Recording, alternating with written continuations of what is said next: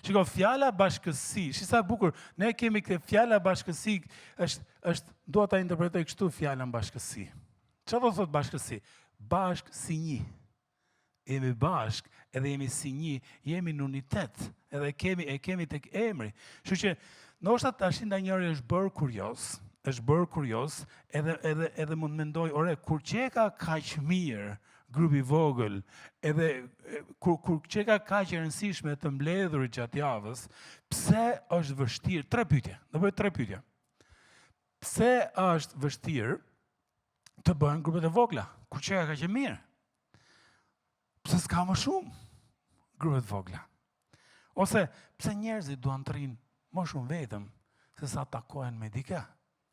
Se po flasim për si e quajton këtë, teologjia e bashkësisë. Edhe ja ta them kështu. Perëndia na ka krijuar që të jemi të lidhur me të tjerët.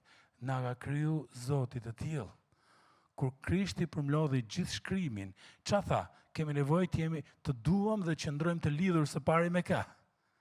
Me Atin, me Perëndin, edhe së dyti gjë e dytë më rëndësishme që është aq e rëndësishme sa e para është të lidhur, ta duam njëri tjetrin. Ja lexojmë ca vargje që ti di përmend fakt, që nga fillimi Zanafilla 26 Perëndia tha.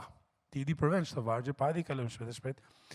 Ta bëjmë njeriu sipas shëmbullturës son, në ngjasi me ne, të ushtroj sundimin e tij mbi peshqit e detit, zojtë e qiellit, mbi kafshët, mbi gjithë tokën, mbi rrëshqanorët që zvarriten mbi dhe. Ky është fillimi se si na krijoi Perëndia dhe na krijoi të jetojmë në unitet me të dhe me njëri tjetrin. Edhe pastaj tha diçka te vargu te Zanafilla kapitulli 2 dhe vargu 18, tha diçka që ngjan e çuditshme sepse akoma nuk ka hyrë mëkati, edhe Perëndia tha, nuk është mirë që njeriu të jetë vetëm. Unë do t'i bëj një ndihmë që leverdis edhe në këtë rast nga Adami, Zoti krijoi Evën. Nuk është mirë para sefte që për fillimit, kur s'krijoi akoma mëkati, Zoti për të vetmin gjë që tha nuk është gjë e mirë, tha kush ishte? Izolimi. Izolimi nuk është gjë e mirë që të rrim vetëm. Kemi nevojë për njëri tjetrin. Pse? Kështu na ka ndërtuar Perëndia. Kështu na ka na ka bërë të tillë që kemi nevojë të lidhemi me njëri tjetrin. Edhe nga ana e shkrimit janë 59 urdhërime me njëri tjetrin në Bibël. Që nëse nuk mblidhemi bashkë, ku do i zbatojmë ato urdhërimet? Nëse nuk mblidhemi bashkë. Kështu që por pastaj kur ndodhi ajo gjëja te Zanafilla kapitulli 3, kur hyri mëkati, çfarë bëri mëkati? Ashtu siç dëmtoi shumë gjëra, dëmtoi edhe çfarë? Dëmtoi çdo lloj marrëdhënie. Edhe marrëdhëniet i dëmtoi. Romakëve 5:12 thot kështu. Prandaj, ashtu si me anë të njeriu të vetëm, mëkati hyri në botë, dhe me anë të mëkatit çfarë hyri? Mëkati solli vdekjen. Dhe ashtu vdekja ushtrit tek gjithë njerëzit. Pse? Sepse gjithë mëkatuan. Që i bie, nuk e shmangim dot. Mëkati hyri në botë, pasojë e mëkatit është vdekja. Edhe tek marrëdhëniet. Edhe marrëdhëniet dëmtohen, edhe aty hyri vdekja. Po mirë, si kuptohet që një marrëdhënie po dëmtohet? E di u kuptohet? Kuptohet kur mëkati na bën që të fokusohemi më shumë tek vetja, edhe më pak ose as pak te tjetri. Kjo tregon që është po dëmtohet ajo marrëdhënie. Edhe shiko, edhe psikologjia thotë njëjtën gjë. Tash unë nuk jam psikolog, çuni po studion për psikologji, po e lexova një thënie edhe ishte e bukur. Edhe ishte kështu, psikologjia e egoizmit është kjo. Kur çdo veprim, i madh ose i vogël, motivohet nga interesi personal. Kështu që këtë gjë na bëri mëkati, lidhje me marrëdhëniet. Na bëri që çfarë? Ta kalojmë veten qendrën e botës e të jetës tonë. E të mendojmë pak ose as pak, ose shumë pak për të tjerët, na shtyn të bëhemi shumë egoist, edhe mos e vrasim mendjen për të tjerët. Por, një thënie e tillë ishte kështu. Nëse interesi personal ngelet thelbi i jetës, herët avon, çdo lidhje miqësi do të dëmtohet. Çdo lidhje ose miqësi do dëmtohet nëse ka interes të ngushtë personal që i bie. natyrshëm çdo përpjekje personale. Ore qoftë edhe program qeverie, qoftë edhe projekt shoqëror, për shkak të mëkatit dhe për shkak se çdo njeri ka mëkatuar, çdo përpjekje që ka paksa interesa personale brenda, herët avon të bjerë, do dëmtohet, s'do jap rezultat. Shiko se nuk duhet më keq kuptoni sepse projektet janë mira, projektet e qeverisë apo organizatave, apo grupeve të njerëzve dhe edhe sjellin produkte, sjellin gjëra të mira, por nëse Krishti nuk është në qendër, nëse Krishti nuk është në qendër, nuk do të jap unitet, edhe nuk do të prodhoj diçka që vazhdon afatgjatë. Nëse s'të mbushet mendja, hajde gjem një case, hajde gjem një rast në Bibël për ta studiu dhe për ta pa me nge, qa ndodh kur njerëzit mblidhen, kanë një kauz edhe largojnë Perëndin. Edhe shohim se qa ndodh në këtë rast. Hajde shkojmë marrim historinë e Kullës Babelit. Kush e ma me historinë e Kullës Babelit? Një nga projektet e para në Bibël, edhe projekti ishte, do të ndërtojmë një qytet, mes qytetit do bëjmë një kull, materialet i caktua, do e bëjmë me tulla, edhe mes tullave do e bëjmë me zift, me bitum, që të vazhdoj shumë gjatë, edhe gjua ishte e përbashkët, merreshin vesh kollaj, u ndan skuadrat e punës edhe filloi puna. Po mirë, filloi puna, por si shkoi puna? Hajde ta shohim Zanafilla 11:4, si nisi edhe si bitisi. Dhe than, o burra, të ndërtojmë për vete qarë, një qytet, edhe pas qytetit dhe një kull, maja e së cilës të arrit deri në qell, dhe t'i bëjmë kujt? Një emër vetes që të mos shpërndajmi mi faqen e të rdhejot. Shive qa projekti. Do bëjmë një qytet me kull në mes, do bëjmë një Paris, edhe kullën e felta e bëjmë ndryshe, do lëjmë nam në gjithë botën. Gjithë bota do lëjmë ment kur të shofi këtë gjën e bukur që kemi ndërtuar ne. Cili ishte qëllimi i projektit? Krenaria. Të bëjmë një emër vetes, të bëjmë, edhe qendra ishte vetja. Edhe kur qendra ishte vetja, edhe u largu Perëndia, kush e di cili ishte rezultati? Si vazhdoi? Perëndia u ngatroi gjuhët, edhe aty lindën gjithë gjuhët që ekzistojnë në botë, nuk po merreshin vesh fare, nuk kishte as Google Translate që t'i përkthente, as AI, as Duolingo, as njeri që mund t'i ndihmonte, edhe qa ndodhi? U shpërndan në përbot. Edhe ata që flisnin Shqip, erë në Shqipëri. Akoma si ishte Shqipja atëherë, Kulla Babelit mendohet si 2500-2800 para Krishtit, por aty fillun gjuhët e botës, edhe ne sot na duhet mësojmë kinisht, gjermanisht, afrikisht, anglisht, shqipisht, shqipe e mësojmë vetë. Na duhet mësojmë gjithë të gjërat e tjera. E di që ka thënë Tim Keller, një pastor edhe kishmjellës, a i ka thënë kështu për këtë rast. Kulla e Babelit nuk u gjykuar se s'kishte unitet, por u gjykuar për idhutarin e pavarësisë. Ata nuk patën problem se s'shkonin mirë me njëri tjetrin, por donin të ishin bashk pa Perëndin në qendër. Të jemi bashk, po pa Zotin.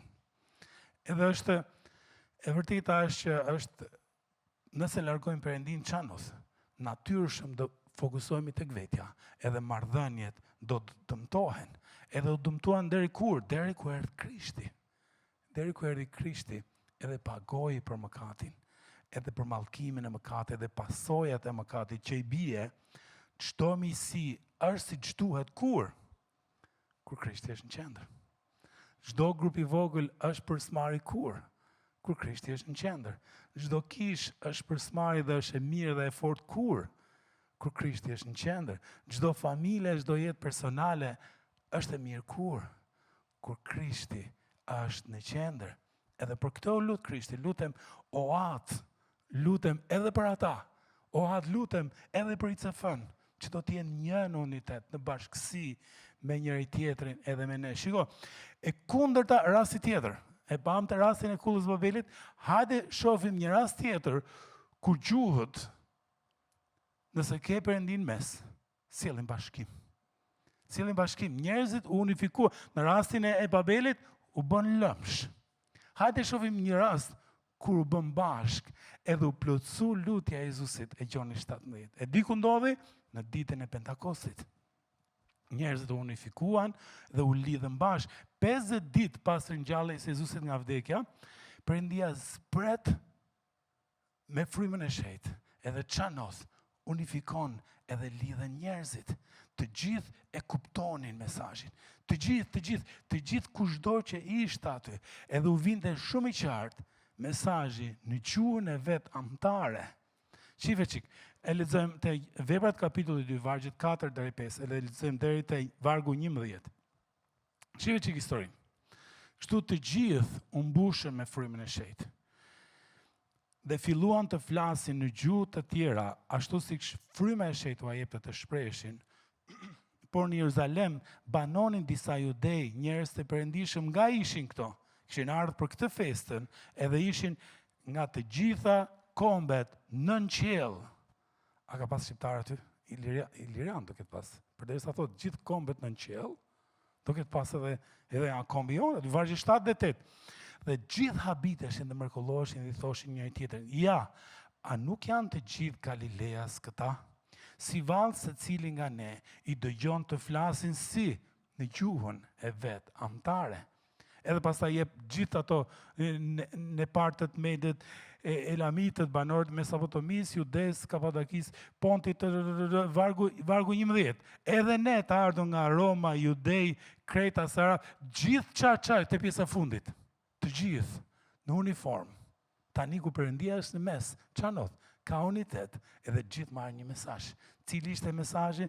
Mesazhi është, e dëgjonim shumë qartë, të flasin të gjithë për gjërat e mëdha të Perëndisë në gjuhët tona, nga gjithë bota, nga hajde themi këtë krahun ton, Iliria, Dardania, Maqedonia, Dalmacia, gjithë ky krahut, gjithë ishin aty, gjithë kombet në qiell, edhe dëgjonin, çfarë dëgjonin? Çfarë shpallin dishepujt, gjëra të mëdha që ka bërë Perëndia edhe në gjuhën amtare. Në Babel, kur njerëzit larguan Perëndin, ç'a ndodhi? Vendosën veten në qendër, katrahu ndodhi. Kurse në Pentakos, ku erdhi fryma e shejtë, ç'a ndodhi? Kur ishte Perëndia në mes? Unitet, edhe bashkim. Edhe di se ç'a ndodhi pastaj, ç'a provoi kjo në kishën e parë. Hajde vazhdojmë tek Veprat e Apostujve kapitulli 2, vargje 46 dhe 47. Të kështu, kisha e parë, ato që rrinin bashkë, ishin me 20 palmenje, secili kishte mendjen e vet, terezinë e vet, kokën e vet. Çfarë thot shkrimi? Ishin në një mendje. Ishin në unitet. Gjoni 17, po fillo plotësohet. Lutja e Gjoni 17, po plotësohet. Edhe në imendjet vetme mblidheshin e tempullit, në imendjet e vetme mblidheshin nëpër shtëpia, nëpër grupe të vogla dhe merrin edhe thynin bukën edhe merrin darkën e Zotit. Vargu 27 dhe duke lavdëruar, duke lavdëruar Perëndin dhe duke gëzuar çfarë? Simpatinë e gjithë popullit. Çfarë do thotë? Gjithë komshit i kishin qef. Kam i çund mirë aty në katë parë, duket është këtyre e kishës, si shpirtësh. Kam i gocat në katë tretë, si shpirtësh, më duket është e kishës. Ose kjo familja, ose këto, sepse kështu thotë, gëzonin gjithë simpatinë e popullit. Edhe produkti cili ishte? Zoti i shtonte kishës çdo ditë ata që ishin shpëtuar, pse kush nuk donte të ishte pjesë e këtij grupit? Të janë kaq të mirë, të janë si shpirt, edhe çfarë panote? Po plotësohet lutja e Jezusit. Gjoni kapitulli 17. Ishin bashkë, rrinin bashkë, çdo gjë kishin për bashkë, hanin bashkë, pinin kafe bashkë, edhe është siç ka thënë C.S. Lewis. C.S. Lewis ka thënë kështu, teologu i shekullit 20, ai ka thënë kështu: a ka gjë më të bukur se sa kur disa të krishterë mblidhen bashkë rreth një zjarri? Për kë po vol? Për grupin e vogël. A ka, tash është vap, por a ka gjë më të bukur? Disa të krishterë që mblidhen bashkë për të pi gotë, ashtu, për të pi birë, asta jo, për të pi kafe. Çfarë dosh? Vetëm çfarë? Vetëm mblidhen bashkë. Rrin bashkë. A ka gjë më të bukur? Kur mblidhen bashkë, edhe rrin bashkë, edhe hapin zemrat bashkë, edhe luten bashkë, edhe lidhen me njëri tjetrin bashkë, edhe pyesin njëri tjetrin si mund lutem për ty, si mund ndihmojmë për ty. Kjo është fantastike.